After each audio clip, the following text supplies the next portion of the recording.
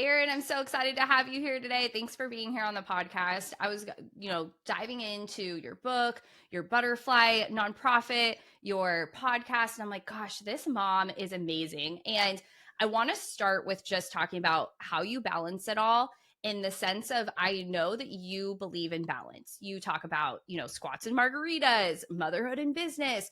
And I hear a lot from people, balance doesn't exist. And I argue that a lot because I have a different perspective on that. So I want to hear your take on balance and what balance means in your life as a whole. Well, first of all, thank you for having me. Second of all, it's hilarious that you're asking me that question because that is what I ask every mom that I have on my show because I'm like, help me find the balance. And the overarching answer I get is there's no such thing.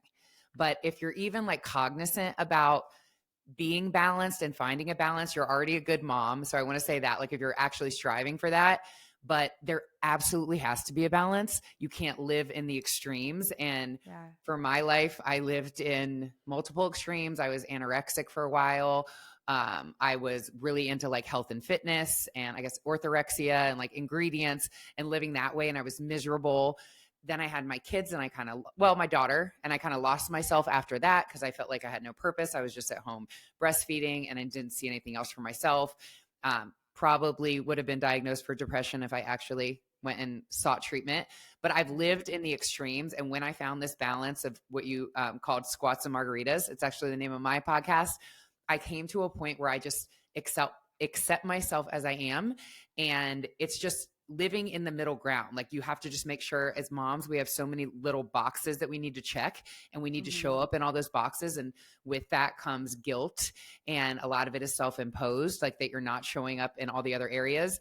So finding and striving for that balance, I think is such a common problem that moms face, especially mompreneurs. And I am just telling you, if it helps you feel better, that I am still striving for the balance every day. And that is what my platform is based on. And I haven't found it. So I try to find women in the public eye that, have come through something and found little tips that I can share and selfishly that I can learn from and also share with my audience. So I can't say that I found the balance yet. I found that balance gave me my physical ideal, which is what I wrote my first book about. And I finally found happy in my body when I started living with balance. But as far as a mompreneur, I haven't found it yet. Yeah. And do you think that if you talked to yourself 5 years ago, maybe, 7 years ago when you had your daughter, do you think that version of you would think that you have found some layers of balance? Because what I see so often is like in the present, we're like, oh, I don't feel balanced, but you're a different version of you now than you were then. And that version of you would probably be like, girl, you're crushing it. Like, look at how balanced you are. Do you think that's the case for you?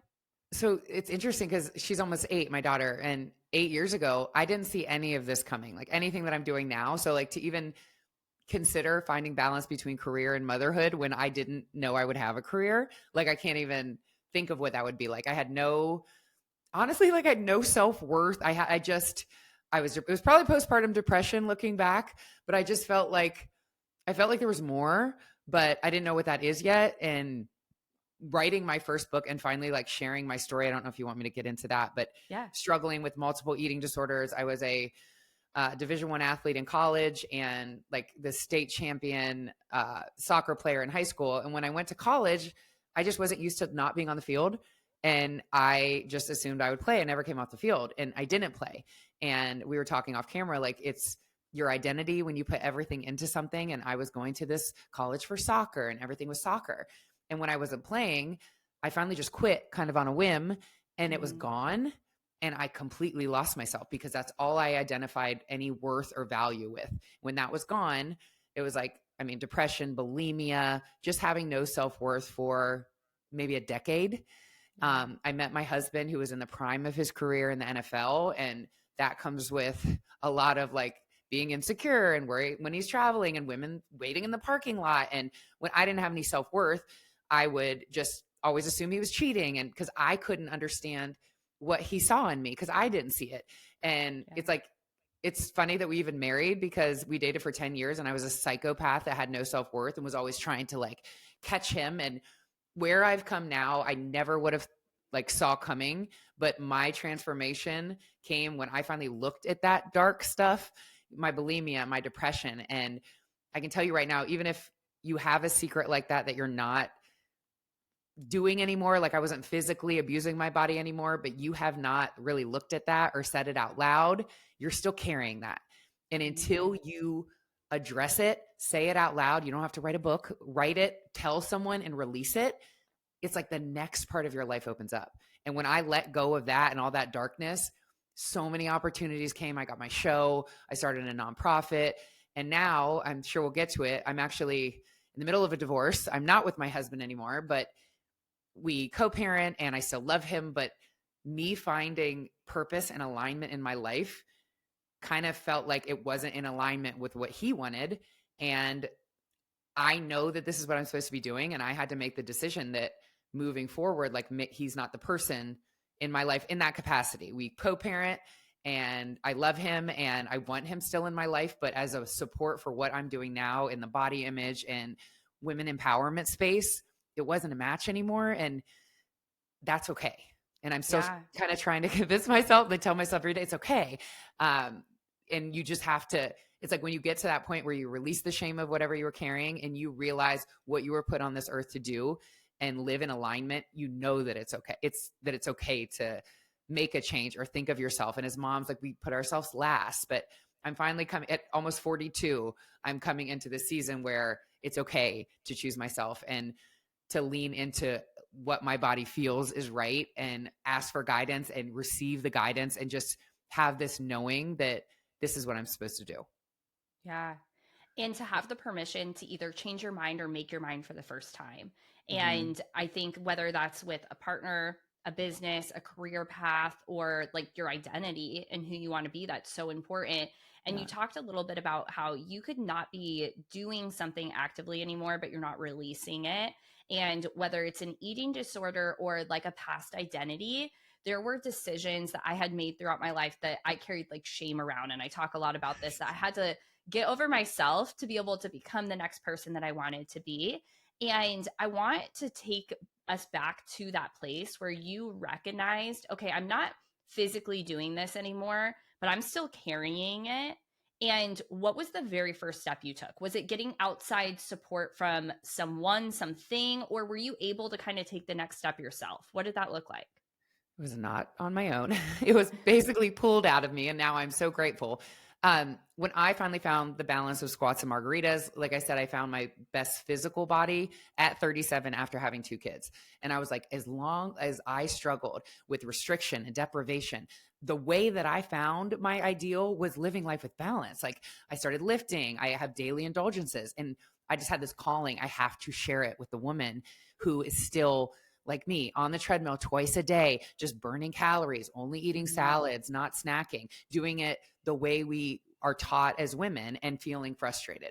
So my intention was to share the squats and margaritas lifestyle and help the next woman out of it. And I was like, thank God nobody ever found out about all my anorexia and bulimia because I'm not doing it anymore. So I go to a writing coach and I said, here's what I want to write. I want to help the woman that's working out and not seeing results. And she just very candidly was like, who are you? Like, are you a trainer? Are you a nutritionist? And I was like, no. And she goes, you don't have any credibility. Like, why would anyone listen to you? And I still was like holding on to it. I'm like, well, just trust me. I have been through the things and I've come out on the other side and I found what works. And she's like, unless there's a story there of how you came to this lifestyle of balance, you have no credibility. No one's going to listen to you. And I fought her. I was like, absolutely not. Like, to give you some context, in high school, I was homecoming queen and prom queen and the captain of the soccer team. No one had a clue what I was dealing with. And I felt like I had to uphold this image, and I stopped doing it. And I was still kind of trying to keep the image intact. So I was like, no, I don't want to tell anybody that. I just want to help the women. And she pushed me. And then one day I just wrote it. I was like, I'm just going to write it. I'm not even thinking I'm going to send it back to her yet. And Kelsey, instantly I felt lighter. And she hadn't even read it. I was just like, I was bulimic, I was anorexic, I was depressed, and I just wrote it and it was off me. And I felt lighter. And like I said, I hadn't been doing the behaviors in maybe 10 years when I wrote my first book, but you're still carrying it. And whoever is listening to this right now, doesn't have to be an eating disorder. It could be something that happened to you, something that you went through that nobody knows about. I'll give you a hint. It is whatever you're thinking of right now. You are still carrying it. And until you write it, release it, tell someone, you're not going to be able to move into the next part of your life. And for me, I found purpose in what I'm doing now from sharing that pain. And had I not shared it, like I still would have been in that like fog of just like, I didn't have a purpose. I was a mom, but like I felt like there was more. I didn't know what it was. My purpose was going through that to help the next woman out of it and share my story. And had I not shared it, I wouldn't have found profound purpose and alignment. So I can't say that I came to the decision myself to share it, but this writing coach, I guess I wanted to sell books. And she's like, no one, who are you? You're like, you have no credibility. So I was like, oh yeah, you want to, and I wrote it. And let me just tell you too, like you said about shame keeps us small, and our secrets keep us sick. And like all those analogies about it, like you think you obviously you have shame. I can think of a more shameful thing than throwing up your food. And that's what I didn't want anybody to know I did that. But I can tell you when I shared it, I mean, especially right when it came out, I can't tell you the number of DMs I got from a woman that would be like, oh, me too. You're the only person I've ever told. My husband doesn't even know, but I was a safe space because I was vulnerable. I can tell you are not the only one. So if you're not sharing whatever it is because of shame, not everyone says it out loud, but there are so many other women that are going through the same exact thing. You have to release it, release the shame of it. And I promise you the rest of your life, like your purpose and alignment will just kind of open up once you've released that shame. Yeah. And how do you bring this into your parenting in the sense of your daughter is about to be 8, and that's kind of a tricky age. That's kind of where more of this image and these conversations with friends, this really starts to begin. And not that it should, but that's the reality of what's happening. And how do you balance sharing your story and having it be like, hey, I went through this and I want you to be aware, and also setting good habits and good expectations and creating a culture that kind of has nothing to do with your story? Because there is this fine line balance of like, here's what I went through, I want you to know about mom, and that doesn't really matter sometimes, and here's just how I want to show up as a parent. My entire focus is the latter, and like showing her and modeling it now. I have not told her any, I mean, she's going to be 8. She's in 2nd grade. I don't want to put anything else on her that she's not even dealing with right now. But I used to think it was all about how I talked to her. Like I would be like, do not do physical compliments. And I would have to literally, Kelsey, like choke down. You're so beautiful. You're so strong. You're so kind. And I for so long was just cognizant about what I was saying to her, building her up that she's strong and kind, and not using physical compliments because then they equate pretty and beautiful with their worth.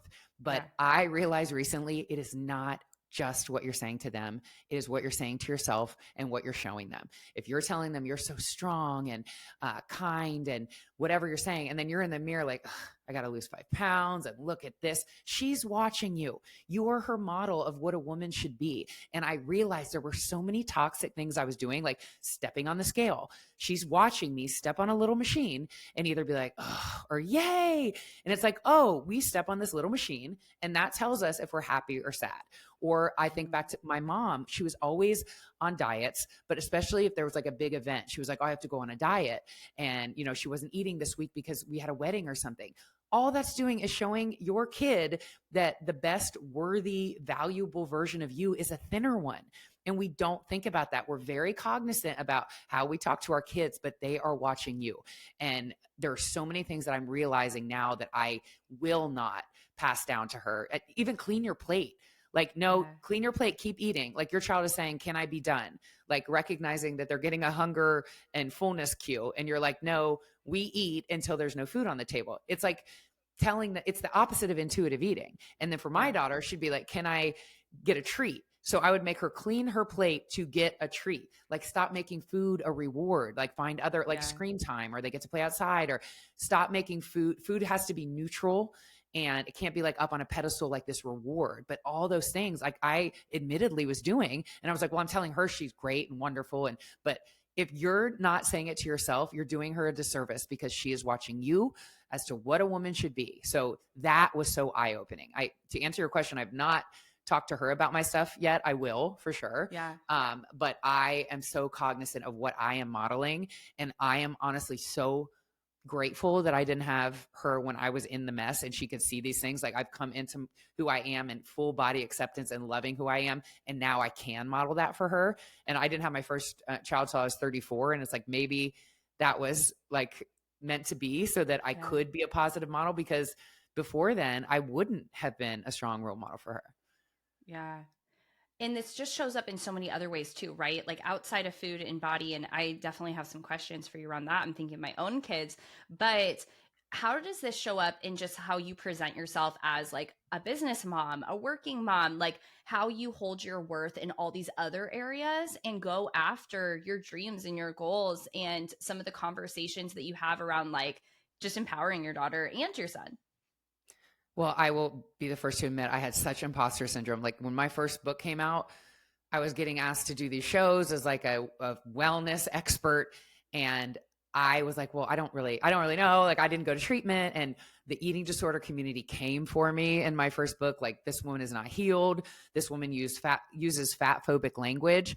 And I was so hurt and so defensive. Like I finally shared everything, and now I'm being critiqued about it. So anytime I was asked to come on a show, I'd be like, I'm going to say the wrong thing and fat phobic language. And I just had to be like, this is my story. This is what I went through. And I am the expert in my story. So I am just talking about what I went through, what I do now, how I came out of it.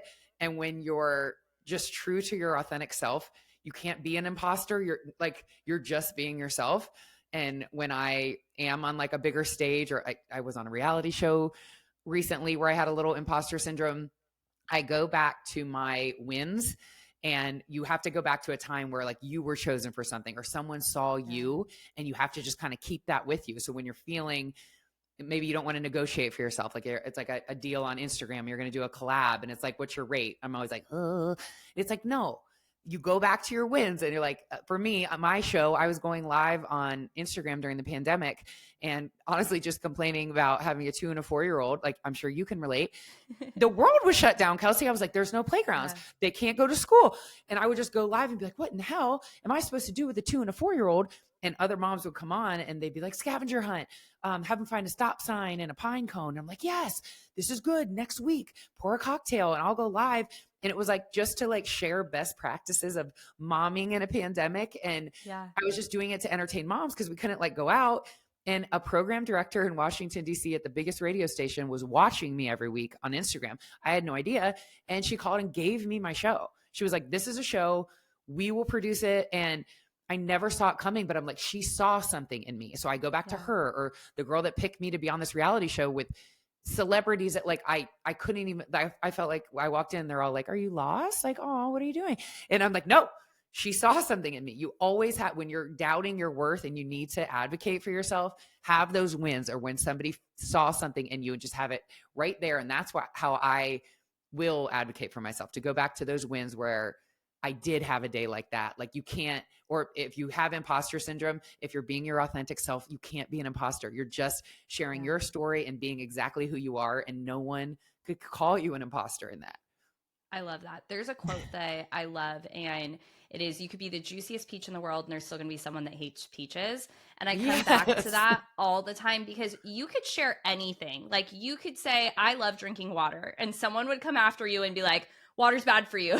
All these things. Kelsey, that's I get dragged for squats and margaritas. You're promoting drinking. And I'm like, I'm saying that when I was depriving myself, I would never drink a margarita because sugar and carbs, like I found balance and I'm happy, and I get like you're promoting sobriety. I'm like, I'm actually sober curious and trying to not drink. Like, you don't know what, like you can't win. It's like just a name.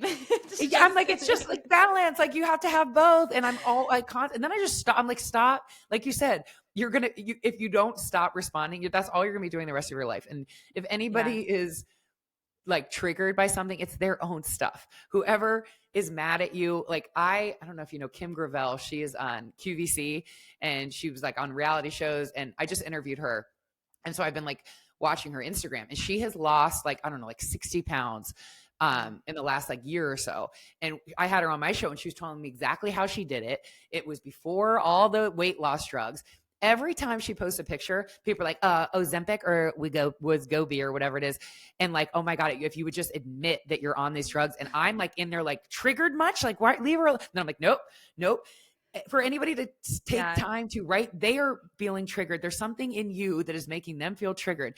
And she is just like shining. And I know, like, I want to go to bat for her, but I have to tell myself, like, if it's defending myself or defending a friend, like if someone has the thought to write something like that, they are triggered. It is their own stuff. And you're never going to please anybody. And you shouldn't be afraid to shine or post a picture of yourself because somebody else might feel less than in themselves and attack you for it, because that's exactly where it's coming from. Yep. You really have to just own your story, like you said, and share your truth and whatever that is. And whatever it's sharing something positive and being scared to share something positive because there's dark stuff going on in the world, or vice versa. You want to share something dark, but there's, people want you to be positive. You have to just find what is your story, what's on your heart, and be able to share that. And it comes back to this whole conversation of balance, right? Of finding what your balance is in that time and what feels good to you and what's feeling authentic in that time. Is there certain things that you do in your day, whether it's a morning routine or self-care practices or anything that helps you kind of be true to yourself and know what it means to be Erin?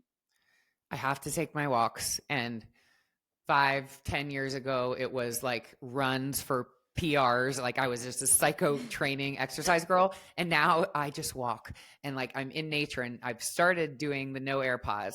And I was like, I'll never be able to do this. It's going to be miserable. Like who wants to be able like alone with their own thoughts? But it is like therapy. And I get outside, especially it's a little colder where I am now, and you get cold air, you can like your mind opens up. I have a dog now. We will go on our walks, and if I don't get outside in nature and take my walk, I'm not the same person. So I will make that a priority. But you made me think of something for anybody that's trying to balance being a mom and being an entrepreneur.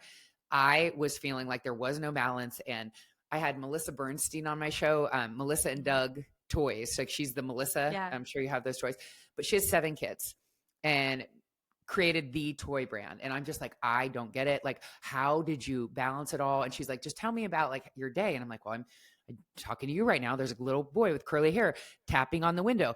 And she's like, how do you handle it? I'm like, hold on one second, Melissa. What do you need, buddy? And I'm like, to show him that he's the most important thing. She was like, no. And I'm like, what? She completely reframed it. She's like, you don't tell him what you're doing is not important. She's like, what you're doing is just as important. And you tell him that what you do helps other people. And she's like, stop dumbing down like what you're doing. And it's like my mom guilt of like, I'm doing something else that's not him in the moment. And I can't let him think that. She's like, that's you. If you're like, go play with your sister, he'd be like, okay. And he would go. But I'm like, I can't let him think. And she's like, no. You don't tell him. She's like, let him come in and be on the microphone. Like, let him show him. And then she goes, you said you had a daughter, right? Don't you want your daughter to have something that she's just as passionate about? So don't say like mommy's little show. And I was like, okay. And then she's like, your other problem is your transition. There isn't one. And I was like, what do you mean? She's like, you're talking to me. Then you close your laptop and it's like, okay, what are we having for lunch? She goes, there has to be a transition or you'll never be able to do both. She's like, I don't care if you have to walk to your mailbox. But she's like, for me, I would work in New York and I would come back on the train. And that was a transition time between like corporate Melissa and mom Melissa. She's like, that's what you're missing. And she goes, you're still in like career, Erin, and you close your laptop and it's like, what do you guys want? And you're like, ah. And I said, yeah, I'm totally, she goes, you need, even if it's a walk to the mailbox, you need that transition time where it kind of just sets your brain to like, now it's this, because I was like, I can't turn it off. And she showed me that the transition was lacking. So not dumbing down what you're doing, knowing that the mom guilt is yours and that they're going to be just fine. If you tell them 1 second, but she's like stopping the show to show them like, what do you need? You're most important. She's like, no. And I was like, that sounds wrong. But she was like, no, what you're doing is important. You need to tell them that too. So that reframe has really helped me with like finding the balance and being okay with being a mompreneur. Yeah.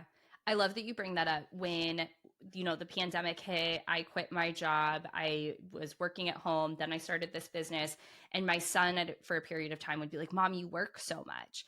And I would have this conversation with him. And I was like, buddy, you think I work a lot because you're home with me. And so you see it.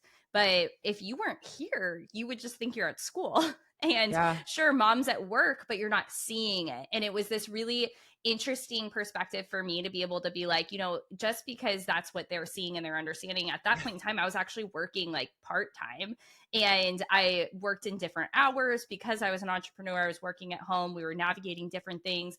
And it was really funny because I was like, I work actually a lot less than a lot of parents in that season, but that's just all what he was seeing because he was home with us 100% at the time.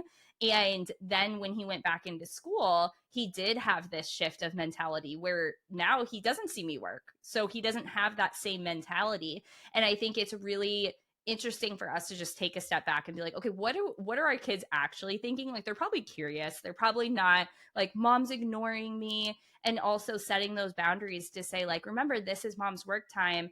And in about 20 minutes, we're going to have our time, but that's not our time right now. And that's been really big for me too. But when you're in it and you see the little, like you said, curly head boy tapping on the window, that mom guilt is fierce, Yeah. man. It comes in and you're Yes. like, I'm making the wrong decision. I'm doing the wrong thing. I also got this tip about over explaining what you're doing, because for me, I'm always on my phone and usually on Instagram, but I'm not scrolling Instagram. I'm working. Yeah. Like, I will have a paid post, like something that has a deadline that I have to do, or promoting my show or editing something. And I'm not just like scrolling social media, but my husband too. It was like my husband or my kids would be like, you're always on your phone. But I'm like, I work on my phone, but they see. So I had to be like, I'm not just sitting on my phone. Like, mommy is finishing something, over explaining it. And I don't know if you relate to this, but I am hyper vigilant is what my therapist calls it. Like, I have to have everything in order and moving, and I have to be doing things. And when the house is a mess, I can't calm down. And in my mind, I'm like, I have to get this cleaned up so I can get it off my head and I can be present with my kids. That is my goal. And my kids just see me cleaning. And like my daughter, she made me realize, like, she was like, mommy, I'm ready to go to bed. And she sees me, I got like 4 things. I'm like, okay, baby, hold on 1 second. And she's like, mommy, could you not take that to the playroom right now? And she knew what I was doing, because in my mind, I have to have it put away so that I can be present for the bedtime routine. Yeah. But she just sees, I'm saying I have to go to bed and you're, hold on. And I'm going to, so I was like, over explaining, like, mommy's just putting this away so we can go do the prayer. But in that moment, I dropped, I was like, yeah, no, I'll do that later. Like, she sees it, but I know that I'm doing it for her so I can be completely locked in, because I can't if I have all the things not attended to. But all she sees is, mommy, can we go to bed? And you're choosing to clean up the playroom. And I'm like, no. But so over explaining like why you're doing it, or I'm not on my phone. Like, they see you on your phone, but mommy's working. Like, that was another helpful tip, and not just like assuming that they're annoyed, or, like, just tell them what you're doing. And then usually they're just like, oh, okay. And it's all our like guilt and stuff. They're like, they feel like I'm a bad mom. And like, no, they don't. You feel like it. Like, you're carrying it all. They're fine. Yeah. I think that's 100% it. And like, we're just all trying to figure it out, right? That's where it comes back to. It's like you reevaluate as you go. And the over explaining brought me back to a question that I had about like the food for you. So I've heard a lot about, making food neutral. And that's something that we've tried to implement in our home, and explaining like what different foods do for our bodies. So we talk a lot about like, this is a protein and what proteins do, and this is what a veggie does, and this is why we eat, all these different things. But now my 2-year-old will come up to me and he'll say, Mom, can I have this? Does it have protein in it? Am I allowed to have this? And I'm like, oh man, this kind of went the other way. Now we're on the other end of it. And so he's a nutritionist now. Now he's a nutritionist. So I'm curious, with your personal experience, with how you show up as a parent, just your opinion. It doesn't have to be, a right or wrong. I'm just curious, your mom opinion. What are some ways that you would kind of neutralize this again, so we don't think that like everything has to be good for us and everything has to be protein? For me, it's all like, how does it make your tummy feel? Like, my daughter, so she's just under 5 feet tall in 2nd grade. She's going to be 6'2". I mean, like, she's so tall and she's just growing like a weed, and she is hungry, and she'll be like pouring this huge bowl of cereal, like 2 waffles next to it, and like going to the, and I am like, I don't want to give her noise about it, but I'm like, how do you think that's going to make your tummy feel? or sometimes like letting them do it. And then Yeah. she's like, oh, my tummy. I was like, because we didn't listen to our tummies. We listened to our Yeah. tummies. So in my house, it's listen to your tummy. Or if they say, can I be done? It's not clean your plate. It's how does your tummy feel? And then for protein and stuff, my son is all about like superheroes. And I'm like, you didn't even eat your broccoli, dude. Like, how are you going to be strong and like Spider-Man or whoever their person is? So he likes to eat certain foods that'll give him muscles. But my tip would be, do not make any food off limits. I don't know if you follow the Food Babe, Bonnie Hari. I had her on my show, and I was like, I just have to tell you, like, I'm not into all the ingredients and looking at all these things. And she would put what is wrong with Chick-fil-A and all these things. And I'm like, don't show me. But like, she's educating. But I said, I have to ask you, like, when your kids leave your house, they probably eat all the bad things because they're not accessible to them, because only like healthy things. And that leads to binging. And she's like, like maybe when they're older, like they're still kind of at the house all the time. But for me, and having all the eating disorders, food that was like up on the pedestal, like the bad food, like the treat food, that's because I looked at it as up on the pedestal. That's all I wanted. And it made it enticing. And if everything is allowed, there's not a reason to binge because it's not off limits. And so you don't be like, I have to eat all the chips. Like for me, I'd be like, I would eat clean during the week. And then I'd have like my cheat day, or I wasn't drinking wine during the week, but then you drink all the wine on Saturday because it's your drinking day, and it's not available on Monday because it's not a drinking day. I had all these rules. And when I just said everything is off limits, it makes it, everything is allowed, not off limits. It makes it less enticing because you can have it. When you say I can't have it, that's all I'm thinking about. That's all I want.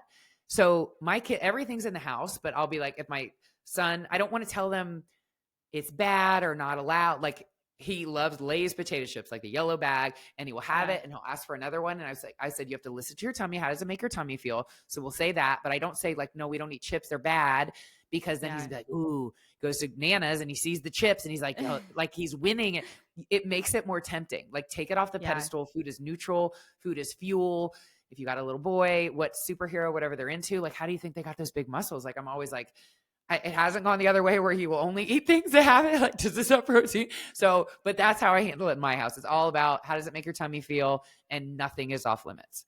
Yeah, I love that. And I think beyond the food standpoint, I'm just thinking about how that shows up in like how we care for ourselves and our hobbies and our time and our scheduling, in the sense of like, if you want to go do these things as a family, whether it's like a vacation or going out to dinner with your partner or going and doing this like special thing, how do you sprinkle more of those joys into your life? So it's not like you're only finding joy when you go on that family vacation, or you're only finding joy when you go out to that fancy dinner with your partner. Like, how do you bring more of that in the same way that you're not like binging experiences or binging food because you can't have it and it's on this pedestal? Because that brings us to like not be super present in what we're currently doing.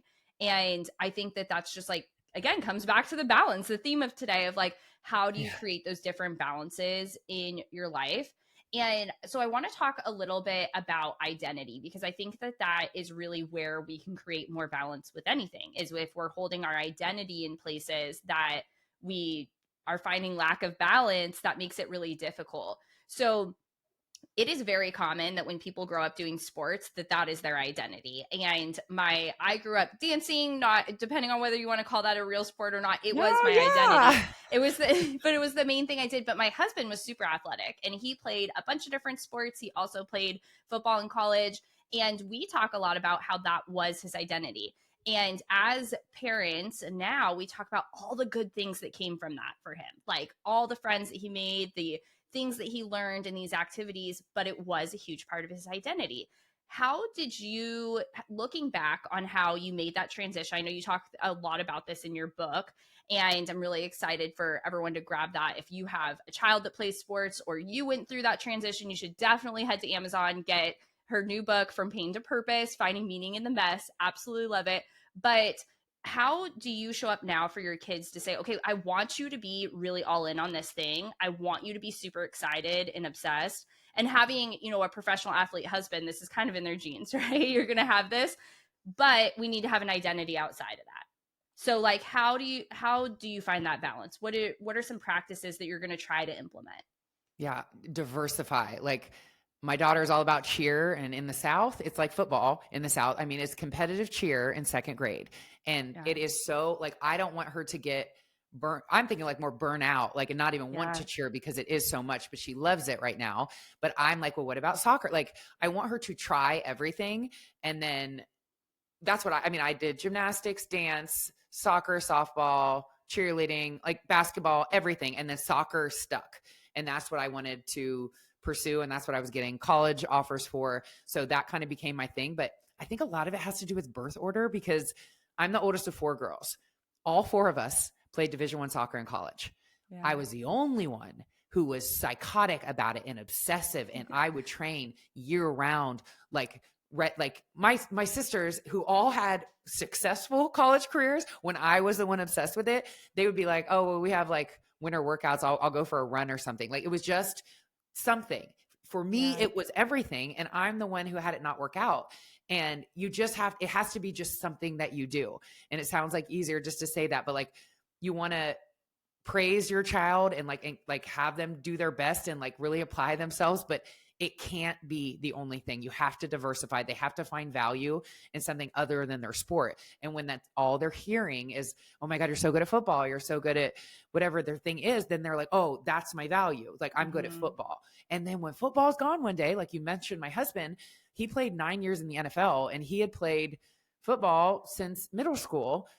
He'd never had another job except linebacker. Like, that's it. And then one day it will be gone. And for him, he was 32 when he retired. And then it's like, what's next? Like, when you put everything into something that was your identity, regardless if you have like a successful or unsuccessful career, that's what you find your worth and value in. And when that is gone, it's very hard. I've been told it's like a death, especially in the NFL, like the death of career, his football persona, like that person is no longer. And it's like, who are you now?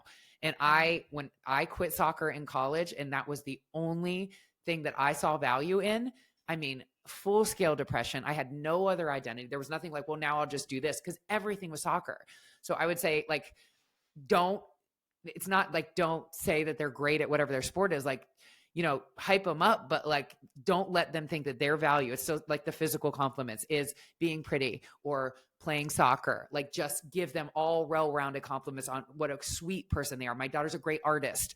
So I'm like, you drew the most beautiful thing. It's like, just make sure that you're complimenting other aspects, even if they're the best football player in the world. Like, great, but don't make it all about that. Or especially a firstborn obsessive personality like me will be like, oh, this is why I'm worthy, why I have value. And then one day when that's gone, it's going to be a slippery slope to depression. And I know what to watch for now. And like, if they're too into something, it's like, well, maybe we won't play that this year. Like, just watch it. And I do think it has to do with personality. Like, you have to be kind of susceptible to, if you know that your firstborn or somebody has an obsessive personality and they're all in, it sounds amazing and driven, but it can take a left into something dangerous.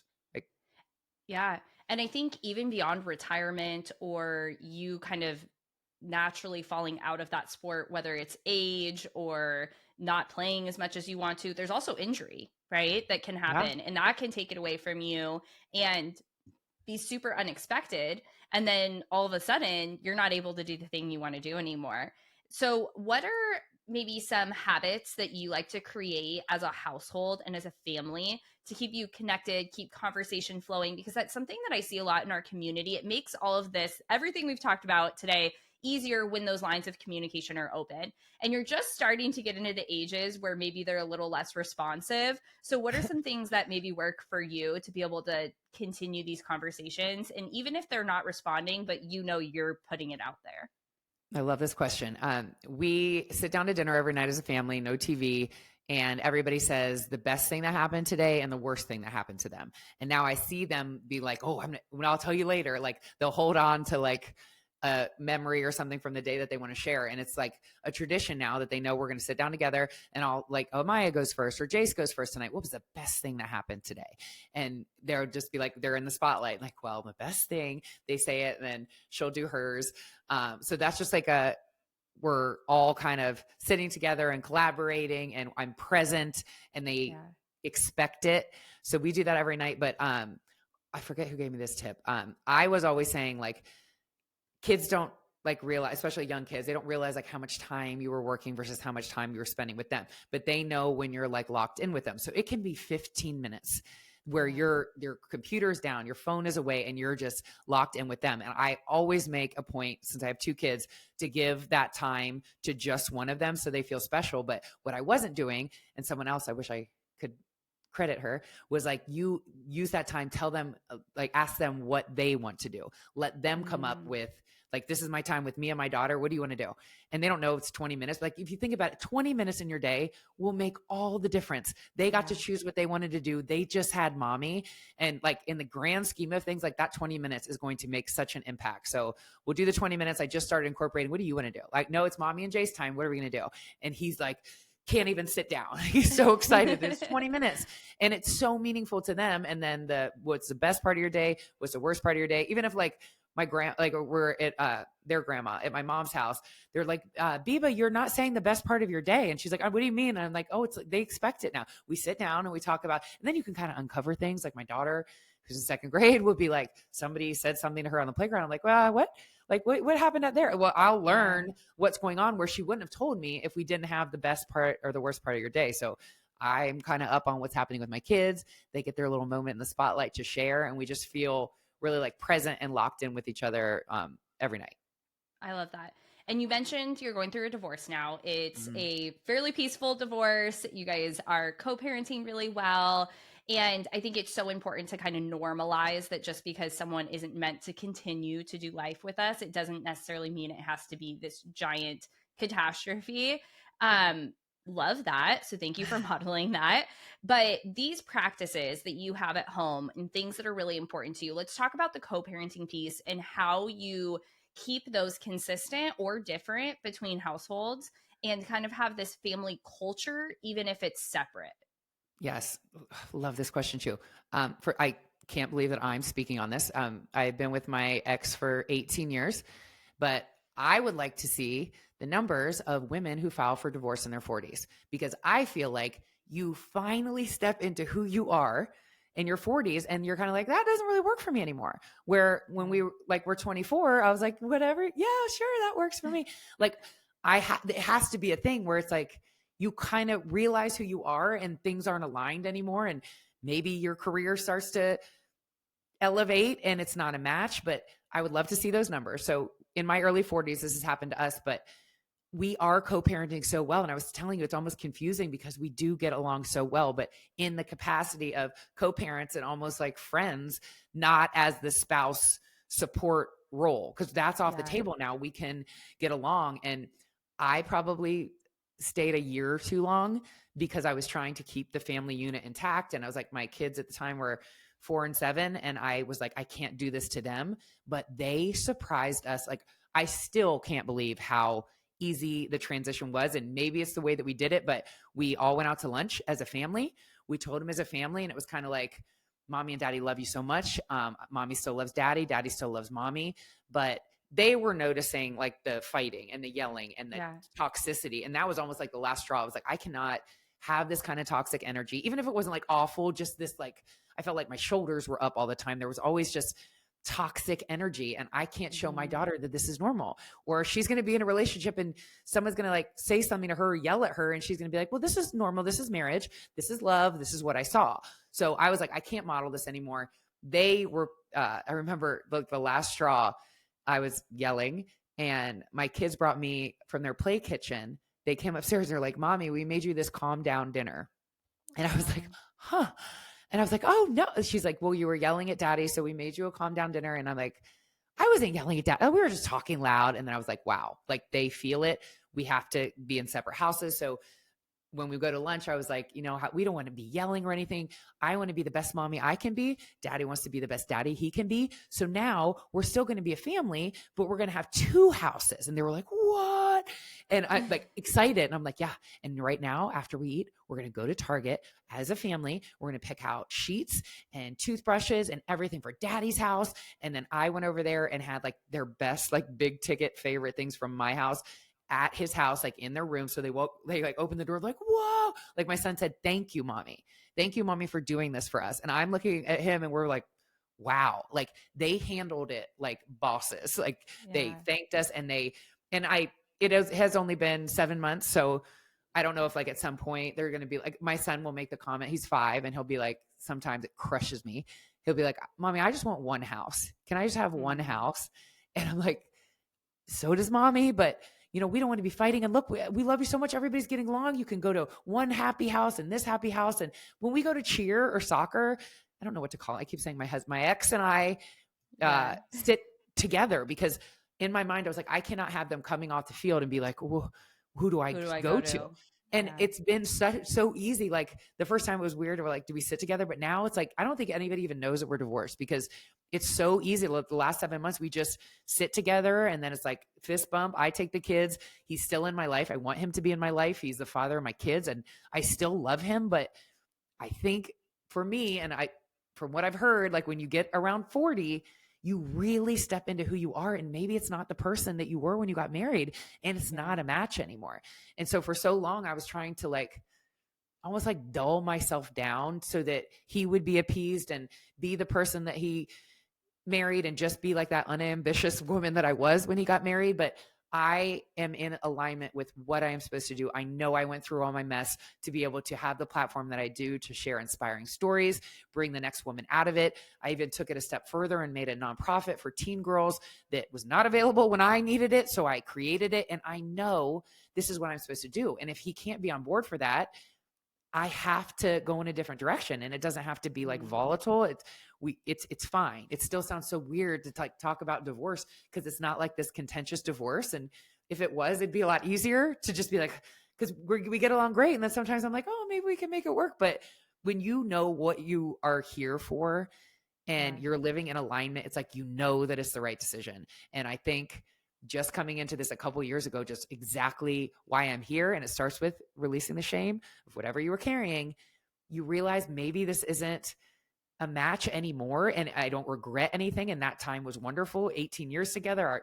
We have our children, and that was the reason. And we will continue to be in each other's lives. But like moving forward into alignment with why I'm here, he's not the match for that anymore. And that's okay. Yeah. Yeah. I think you're doing it so well. And I'm sure sometimes it doesn't feel that way on the inside or where you're at, but there is no right way to navigate life or divorce or parenting or anything else. Like we have to figure it all out for ourselves. But, I can say like, wow, I'm like so inspired and admiring like how you're handling it. And, this might not be your story, but I know lots of women that do end up getting divorced. They go through this transformation separately with their partner, and they end up back together. And that might not be your story, and probably isn't, but I think it's important to remember you can always just let whatever is going to happen in your future happen, and whatever is meant to be. I don't want to say everything happens for a reason or whatever is meant to be. I don't really love those sayings of the clichéness of that, but I think trusting in what is right now and not worrying about what is meant to be later. That is such great. Thank you for that advice. I need that, because I love the person that he is. And I could see like once the kids are on their own and like, I'm not doing this anymore, and he's not, just our souls, like we'll come back to each other. But right now I'm going to do what I know I'm supposed to do. And that's not a match for what he wants right now, then that's okay. And yeah, I mean, it's not contentious. Like maybe we will end up back together. And like you said, you can't really think about that. Like for now, I know this is the right decision. And I second guessed myself for so long. And then even though I was like, this is not a match for me anymore, trying to like preserve the family, but we still have the family. Like I told him to spend the night on Christmas, stay in the guest room, and he has matching Christmas jammies, and because the kids will be so happy to have daddy here, and I don't hate him. But when you see other relationships, like my sister is a CEO of a company at 32, like boss, her husband hypes her up and is like, they're a team. And I didn't have that. And when I know that exists, you won't like settle for less than that. And maybe you weren't settling for a while because you didn't know what you wanted and you didn't find your purpose. But once you find it, don't settle. Like when you find that certainty of this is what I'm supposed to do, if it doesn't align for you, I'm not going to dull myself down and try to conform to what aligns for you. It's your life. And I swear, like when you get to 40, it's like, you just kind of step into who you are finally, and you don't just live for everybody else. And you have the guilt of like, well, you got married and you have to, marriage is work. And like, that is true. But when your values and like what you want no longer align, and you're just, anybody that's listening to this and is just staying because you don't want to do it to your kids may surprise you. They are fine. And as long as you're showing them a great co-parenting relationship, and I would say, tell them together, sit down together, go pick out things together as a family. It wasn't like I dropped them off. Like, we did it as a family, and we're still a family. We just want to be the best mommy and daddy that we can be. So we have 2 houses, but they're fine. Like, I can't believe how well they handled it. Yeah. And I know you said you think that you may have stayed a year too long, but I think from hearing this, like, so good that you made this decision when you did, because maybe if you had prolonged it, if you had waited longer, then there would have been more resentment. There would have been more tension. There would have been things that hadn't gone well. And this has been able to be a peaceful transition because you're like, you know what, let's do this now before it gets to a place that I can't see you at the front porch at drop off, or I can't do these things. So I think it's so important to know what's right for you. And I think this shows up even outside of this, in the sense of like, don't stay in your job to the point that you absolutely hate where you work. Don't stay in your business that you no longer want when you no longer want to be there. Don't keep that friend around to the point that you guys really shouldn't be friends anymore. Like, you have to listen to what feels right. And I have a friend, Haley, that says bless and release. You have to bless and release when things are no longer like serving you. Yes. And I just thought of something too. If someone is like, yeah, you found your purpose and you're so aligned now, and like me 5 years ago, it'd been blah, blah, blah, or whatever. Let me just say that if you are feeling, I felt kind of like itchy and a little bit unfulfilled. And I know as a mom, you're not supposed to say that out loud, but I felt. Oh, we say that here. Okay.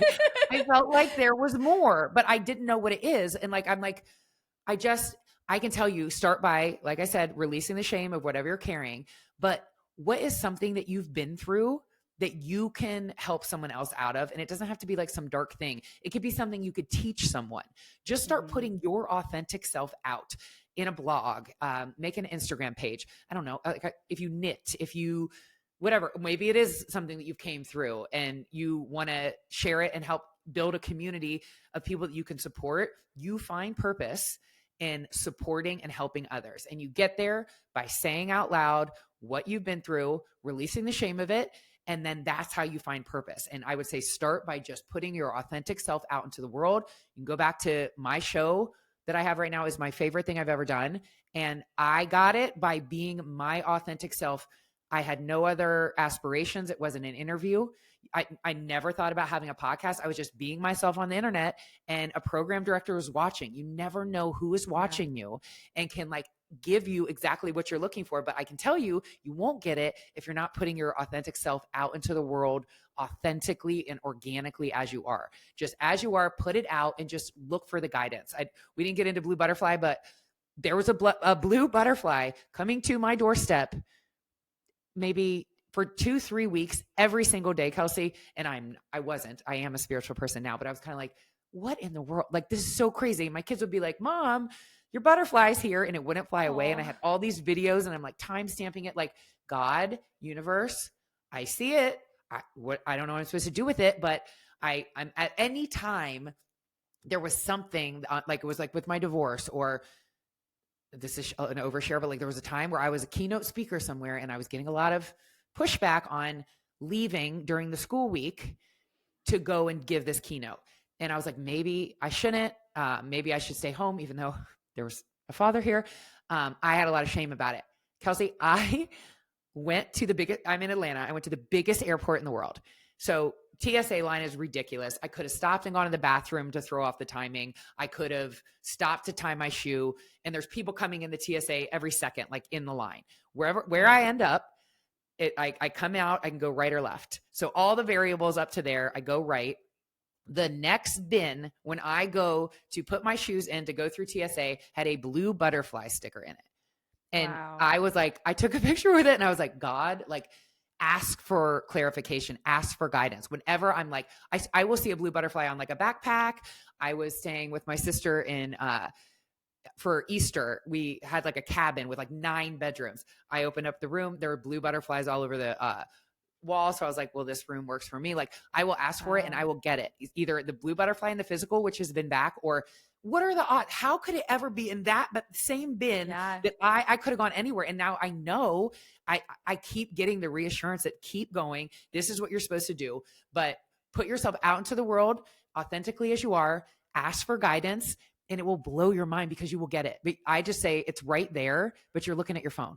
So ask for guidance, put your phone down, go take a walk in nature.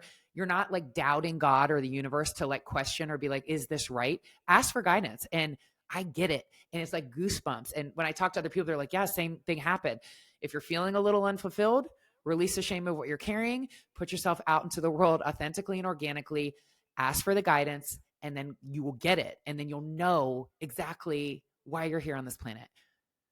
Yeah, so good. And be present enough to see it and hear it. I think that is such an important detail that you said. Put your phone down. I have one final question for you, but before I get there, I want you to talk about all the places that everyone can connect with you for Blue Butterfly, for Squats and Margaritas, for you as Erin. Go ahead and tell us the best places. Yeah, so I don't think I even said it. Blue Butterfly is my foundation. I ended up naming it Blue Butterfly because of the butterfly stalker that I had.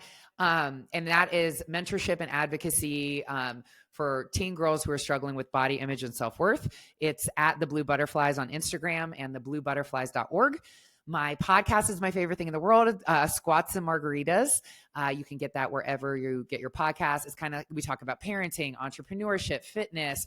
Like, I don't want to be like pigeonholed into like Squats and Margaritas being fitness or anything. I love just talking about a lot of mom stuff, branding, stuff like that. And then for me, it's I am Erin Washington, and I show up the most on Instagram. Awesome. So good. And I love all your content. I think it's super relatable and real, which is my favorite thing. Like if I go to someone's account, I want to be able to hear like the realness behind it, and also not just sit in the hard, but get a takeaway to be able to make it a little better. And that is definitely clear on your platform. So absolutely love that, because we don't want just the toxic pour a glass of wine or have a margarita, but we also want to say like have a margarita today and then tomorrow maybe like wake up and go for a walk. So you can have a little bit of both. A little bit of both. It's all about balance. You have so many things that are going on in your life right now. You just released your book, which I actually also love that there's a second edition or a second addition to that book. Is that what you call it? Where you kind of added post-pandemic, your new perspective on it. Absolutely love that. So you just released your book. You have your divorce going on and a new co-parenting relationship. You have so many fun moving parts and excitement. But what would you say is something that you're really excited about right now, or your biggest goal, something that's really lighting you up in this season? Oh my gosh, great question. I know I wouldn't have had this a couple months ago. I wrote a children's book called I'm Just Like Me. And it's to show kids that there's no reason to compare because everyone's exactly how they're supposed to be. You know, if you're taller, if you're shorter, if you weigh more, if your skin is darker, that's okay. No one is supposed to look like anybody else. And I feel like God downloaded it into my brain. Like I woke up, I wrote my other two books, like took months and months. And this I wrote in the span of like maybe 3 days. Every stanza rhymed, and I'm so proud of it. But let me just tell you, anybody that has published a children's book, Godspeed and gold medal. It is so hard to get a publisher. And then if you get to a publisher, they're like, we can't read this because you don't have a literary agent, and then can't get literary agents to respond. And at this point, I've not given up on a publisher, but I will self-publish like I did my first two if I have to, because I'm just so excited about this book and getting it into the world and just getting it in the hands of young kids to know at an early age, you're just supposed to be like you. You're not supposed to be like anyone else. I'm working with an illustrator on it right now, and I want my daughter on it because like I said, she's 5 foot tall, she's biracial, and always like asking like why she's so much taller, why her hair is curly. I'm like, because that's how you are. You're not supposed to be like anyone else. And there's no book that like says that. So hopefully I'm Just Like Me. We'll find a publisher soon. If not, I will publish that thing because that is what is lighting me up in this season. Oh, that is so good. I can't wait to read it. I know that it's going to be so good. We'll definitely make sure we share it with our community.